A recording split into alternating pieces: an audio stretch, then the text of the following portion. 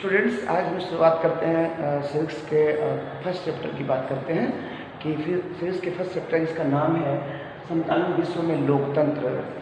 इसमें हमें क्या पढ़ना है और लोकतंत्र इस समकालीन जो वर्तमान में जो विश्व है, जो विश्व का जो परिदृश्य है वर्तमान में, उस वर्तमान परिदृश्य में लोकतंत्र किस स्वरूप में पूरे विश्व में पाया जाता है और कैसे कैसे चेंज है लोकतंत्र के वर्तमान स्वरूप तक पहुंचने में विश्व को देखना पड़ा है। हम इसके बारे में बात करेंगे इस चैप्टर में। तो आइए शुरुआत करते हैं इस चैप्टर की। इस चैप्टर में दो देशों की कहानियां हैं कि दो देश, एक आपका दक्षिणी अमेरिकी महाद्वीप का एक देश चिली है और एक देश हम बताएंगे पोलैंड, जो यूरोपीय महाद्वीप का हिस्सा है। तो हम शुरुआत करते हैं पहले इस चिली देश में लोकतंत्र का स्वरूप कैसे परिवर्तित हुआ और कैसे किन घटनाओं के द्वारा पुनः लोकतंत्र स्थापित होता है, हम उसकी बात करते हैं।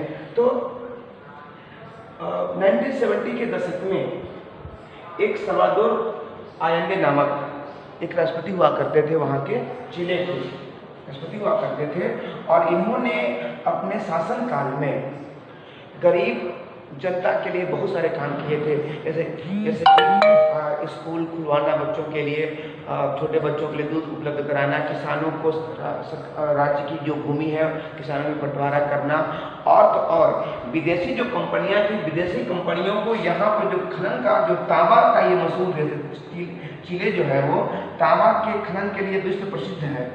और आयंदे ने क्या किया कि तांबा के माइनिंग पे, तांबा के खनन पर विदेशी कंपनियों के अधिकार को समाप्त कर दिया, यानी कि तांबा के जो माइनिंग से जुड़ी कंपनियां जो भी होंगी वो चिली की रही होंगी, चिली की होंगी। तो इन तमाम सारी सुविधाओं को, किसानों को भूमि प्रदान करना, बच्चों के लिए स्कूल, दूध की व्यवस्था करना और खनन पर प्रतिबंध करवा दिया इन्होंने। तो ये सारे जो काम थे ये जनता के और चिली के अपने विकास के लिए, अपने आत्मनिर्भरता के लिए अनिवार्य थे, इसलिए ये गरीबों में बहुत लोकप्रिय थे सल्वाडोर आयंदे। लेकिन जो वहाँ के जो पूंजीपति थे, जो समृद्ध लोग थे, वो इस सल्वाडोर आयंदे से चलते थे, क्योंकि उन्होंने विदेशी कंपनियों से जो गठजोड़ था तांबे के खनन के लिए, उस पर उन्होंने रोक लगा दिया था।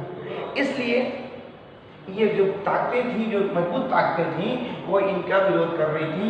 और इसी विरोध के परिप्रेक्ष्य में 11 सितंबर 1973 को एक सैन्य जनरल अगस्त पिनासे ने सैन्य तख्ता पलट कर दिया, यानी कि रक्तजनित क्रांति कर दी और उन्होंने राष्ट्रपति से कहा कि वो सत्ता छोड़ दें। लेकिन राष्ट्रपति ने सत्ता छोड़ने से क्या किया, इनकार कर दिया कि मैं सत्ता नहीं छोड़ूंगा।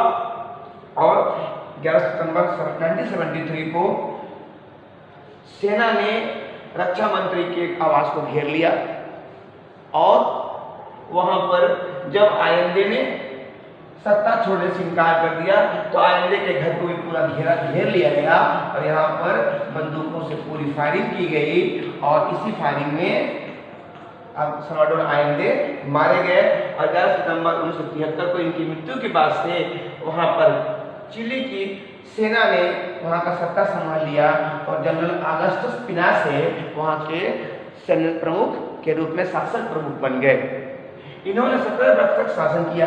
इसी सैन्य क्रांति के अंदर एक घटना और आती है, प्रमुख घटना है कि वहाँ के वायुसेना प्रमुख अल्बर्टो बेसेल ने सैन्य प्रमुख अगस्त पिनासे का साथ देने से इनकार कर दिया। उन्होंने विद्रोह में शामिल होना मुनासिब नहीं समझा और इस घटना से नाराज होकर अगस्त पिनासे ने अल्बर्टो बेसेल को उनकी पत्नी और पुत्री के साथ कैद में भेज दिया, यानी कि उनकी पत्नी और पुत्री को जेल में भेज दिया।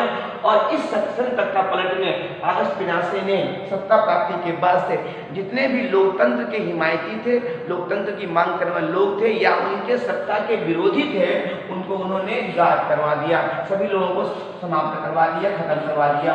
और बहुत बड़ी मात्रा में लाखों लोग मारे गए और उससे अधिक लोग लापता बताए गए। और यह शासन जो काल था वो 17 वर्षों तक अगस्त पिनासे ने शासन किया और इस शासनकाल में लोकतांत्रिक अधिकारों का, लोकतांत्रिक भावनाओं का बहुत बड़ा दमन हुआ। और 1988 17 साल के करीब करीब बाद आरएसएस पिनासे ने ताकत मजबूत कर ली, सत्ता पर अपनी पकड़ बना ली और उसको ये लगा कि जो अंतर्राष्ट्रीय परिप्रेक्ष्य में जो स्वीकार्यता है वो बढ़ाई जाए, इसके लिए उसने एक जनमत संग्रह करवाया, रेफरेंडम करवाया और उसको विश्वास था कि जनता उसके शासन को स्वीकार कर लेगी।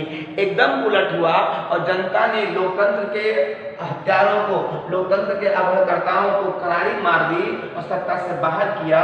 और उसके बाद से निरंतर वहां पर लोकतंत्र की वापसी हुई और निरंतर सत्ता और विपक्ष में अदला बदली होती रही है और इस प्रकार शासन, ये संघ शासन समाप्त हुआ।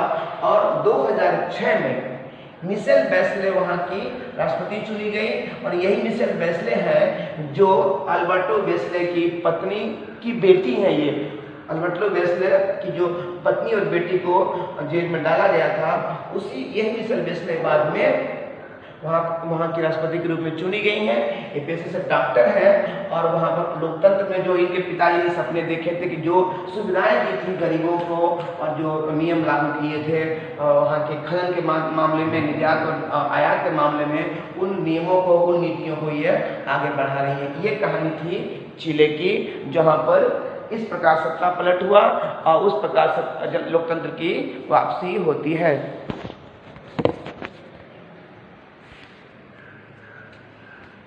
भैया